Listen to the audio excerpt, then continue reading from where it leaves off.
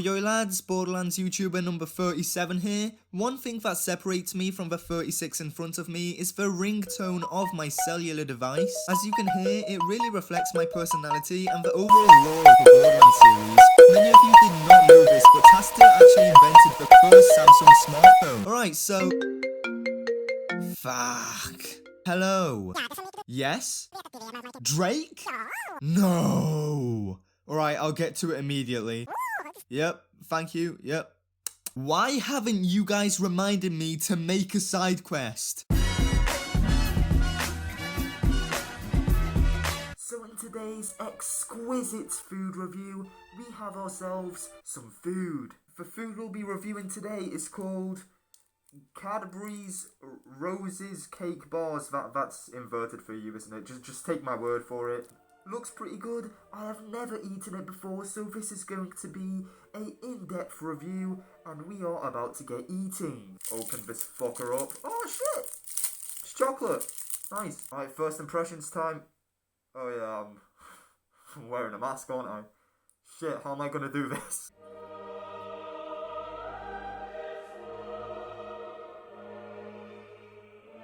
Not gonna lie, this is very fucking good, holy shit. And just like that, the food has been consumed.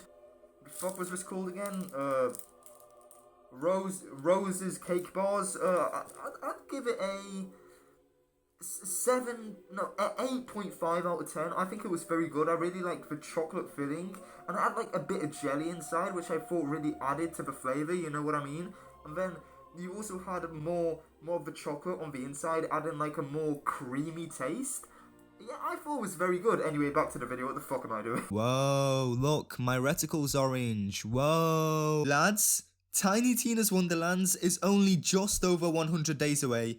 No clue why I said just, that's actually quite far away. But that distant release date doesn't affect my hype for this game at all, and let me tell you, I am super fucking excited. And in this video, I'll be telling you why you should be excited too. But before I get into all that, I do just want to clarify that I'm not sucking Gearbox off or shill, he's shilling, oh my god guys, Coven Navy SEALs, he's shilling. I'm not, okay?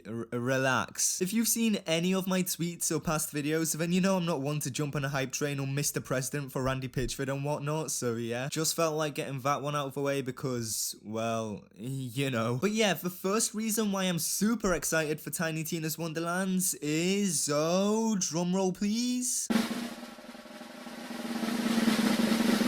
Melee.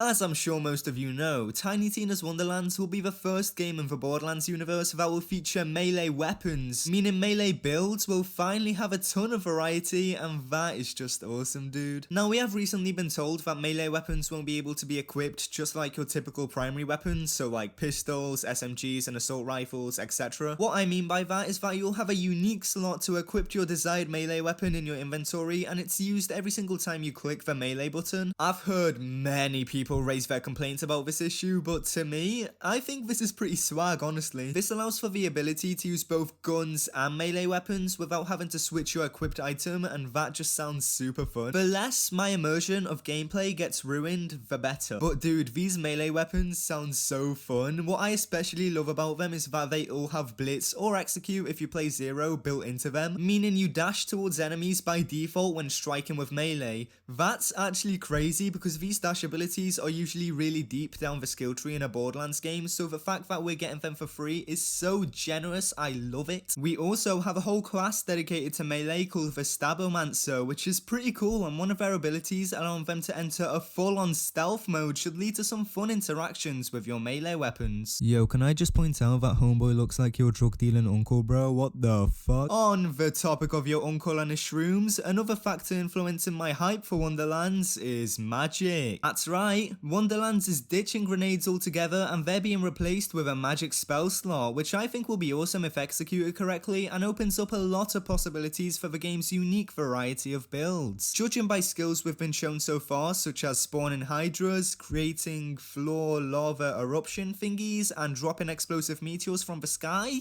This change is looking promising. There's only so much Gearbox could do with grenades in the Borderlands games, and they're usually very similar. The fantasy theme of this game really allows for tons of creativity, which is a great thing and so far is an exciting welcome change. The Overworld is an entirely new feature which Gearbox are really hyping up, and I can see why. The Overworld will be a way to traverse around areas in the game with chests to be looted along the way and random encounters to be experienced. Think about it like a Pokemon game or Undertale. You're randomly walking around, either going to the next area or attempting to steal some poor guy's Christmas present, and then surprise, motherfucker! You get jumped. From here on, you can either politely tell the enemy to fuck off or hit them with a 1-2 fuck you. The choice is all yours, because, you know, the enemy is gonna leave you alone if you politely decline their request to kill you. Such good Samaritans. You heard it here first, folks. If you ever end up in a scrap, tell your opponent no, and you should be all good. Not gonna question why they didn't just do that in World War II. The release date for that one was almost 100 years ago, so I assume those mechanics weren't developed yet. Classes. The playable characters are no longer someone with a full story who is integral to the game's lore. In Wonderlands, your character is your character. The design of how you want to look like is all up to you. The voice, the race, the physical appearance, the gender, it's all there. Kinda curious to see how many people make the thickest female character of all time and use the